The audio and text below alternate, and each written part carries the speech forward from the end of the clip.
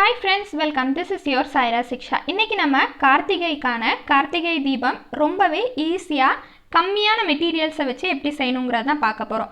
First நம்ம கோதுமை மாவை நல்லா சப்பாத்திக்கு பிசைகிற மாதிரி ஆயில் நிறைய ஊற்றி பிசைஞ்சு வைக்கணும். கூட நான் கலர் பொடியும் சேர்த்துருக்கேன். நீடில், பீட்ஸ், அதுக்கப்புறம் சின்னதாக ஸ்டோன்ஸ் உங்ககிட்ட இருந்தால் அதையும் நீங்கள் யூஸ் பண்ணிக்கோங்க. ஜஸ்ட் 4 பொருளில் நம்ம இதை செய்ய போகிறோம்.